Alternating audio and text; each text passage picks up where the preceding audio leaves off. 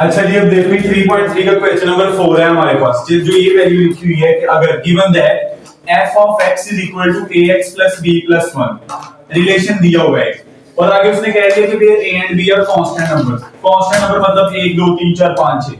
आगे उसने एक बात की है कि अगर f of 3 is equal to 8 है और f of ये देखो f of 3 is equal to क्या है और f of 6 किसके इक्वल है, तो find the value of a and b। बस एक मिनट देखना, आपको इंशाल्लाह ये समझ लग जाएगी आसानी से। इधर देखो, सबसे पहले हम इसके अंदर ना ये रिलेशन लिखते हैं। रिलेशन मेरे पास क्या था, f of x is equal to ax plus b plus। अब इसको पहले देखना, ये जो ब्रैकेट के अंदर वैल्यू होती है वो किसकी होती है, बेसिकली x की। किसकी वैल्यू होती है, तो मैं यहां पे पहले क्या लिखूंगा, put x is equal to 3। x की जगह पे क्या पुट कर दूंगा 3। f into 3 is equal to a into 3 plus b plus 1। लेकिन एक मिनट, अगर 3 पुट किया तो जो बाद वाला आएगा उसको किसके इक्वल पुट कर देना है, तो मैं यहां पे करूंगा एज वी नो, ये जैसा कि हम जानते हैं, क्या जानते हैं हम कि a into 3 plus b plus 1 इसको किसके इक्वल मुझे पुट करना पड़ेगा। वही वाली एग्जांपल याद आ गई ना कि अगर यहां पे पुट किया तो उसको जो इक्वल के बाद लिखा होगा उसके इक्वल कर देना। क्लियर होगी बात। अब देखो a को 3 के साथ मल्टीप्लाई करेंगे तो हमारे पास क्या आ जाएगा 3a plus b plus 1 is equal to 8। मैंने a एंड b की वैल्यू फाइंड करनी है, तो a और b इक्वल के कौन सी साइड पे होने चाहिए, उस तरफ। बाकी जो सा एक नंबर है उसको उधर ले जाओ, ये इधर आ जाएगा 3a प्लस b, ये इधर प्लस और उधर जाके क्या आ जाएगा, तो देखो 3a plus b is equal to क्या आ जाएगा मेरे पास 7। इसको अब कह दो ये मेरे पास क्या है, इक्वेशन नंबर। हाँ जी, यहां तक बात क्लियर होगी।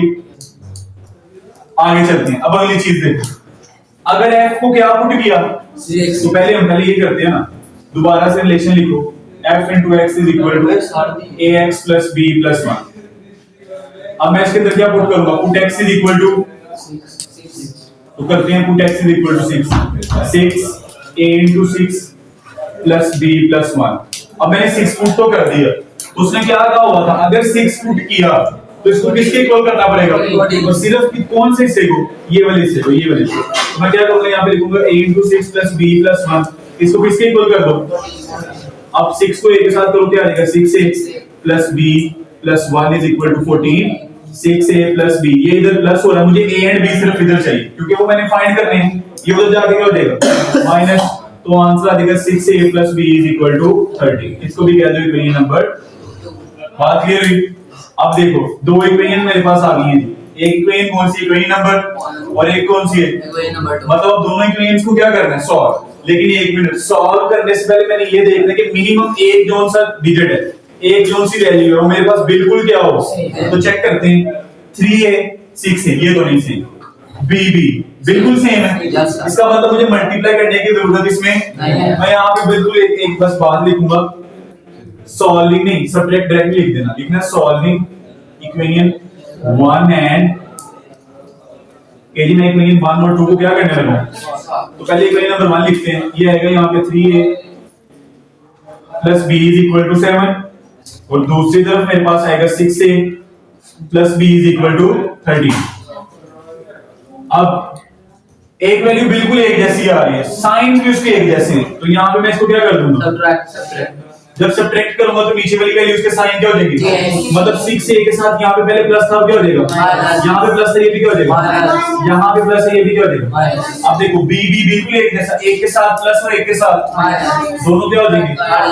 बाकी मेरे पास रहेगा 3a - 6a। अब कैलकुलेटर पे मैं 3a तो लिख ही नहीं सकता, नहीं ना लिख सकता, कैपिटल A आप लिख सकते हो, लेकिन मैं स्मॉल a। अब इसको करने का क्या तरीका है, a दो दफा आ रहा है, एक दफा a लिख दो। अब 3 - 6 करोगे तो आपके पास आंसर आएगा माइनस। कैलकुलेटर पे जब लिखो 7 - 13 तो क्या आंसर आता है, -6। Okay sir. तो ये देखो अब यहाँ पे मैंने इधर देखिएगा जरा, अब क्या हुआ, मुझे सिर्फ किसकी वैल्यू चाहिए, a की। a इधर आ जाएगा -6 ओवर -3। बच्चे कह रहे थे कि अगर यहाँ पे -3 तो जाके प्लस होना चाहिए। ये तब होता है जब हम एक चीज को माइनस को उठा के दूसरी तरफ जाके क्या कर रहे हो, प्लस। जब डिवाइड करना है तो साइन चेंज नहीं होता। अब ये माइनस माइनस आपस में क्या हो जाएगा, कट जाएगा। बाकी मेरे पास a की वैल्यू क्या रह जाएगी, बात समझ लगी। सॉरी 3 2 6, a का आंसर मेरे पास क्या आ गया, क्लियर होगी बात? अब मुझे ए का आंसर नहीं चाहिए, मुझे और किसका आंसर चाहिए? बी का। तो वही वाली जो मैंने एग्जांपल में आपको बताया था, अब ए आ गया तो किसके अंदर इसको पुट करेंगे? तो ये नंबर 1। तो यहाँ पे आप देखो put value of A in equation number 1, put value of A in equation number 1। तो पहले इक्वेशन नंबर 1 लिखते हैं ना, क्या आएगा? 3a + b = 7। अब तो तीन वही वाली बात, रिमोट मिल गया एक्सेल को, तो इसके अंदर डालो, मतलब जहां पे ए है वहां पे ए की वैल्यू पुट कर दो। ए की जगह पे क्या आ जाएगा? 2 + b = 7। 3 को 2 के साथ मल्टीप्लाई करेंगे क्या आ जाएगा? 6। मुझे सिर्फ b चाहिए। अब देखो जरा, इस 6 के साथ यहाँ पे कौन सा साइन है? उधर जाके क्या हो जाएगा? तो देखो b की आपके पास वैल्यू क्या आ जाएगी, और मुझे चाहिए b का। a की भी वैल्यू मेरे पास आ जाए और मेरे पास और क्या आ जाए? तो ये लेंगे, ये आपके पास दो क्वेश्चन। तो ये आपके पास क्वेश्चन नंबर 4 है, क्वेश्चन नंबर एक्सरसाइज नंबर 320 का नोट कर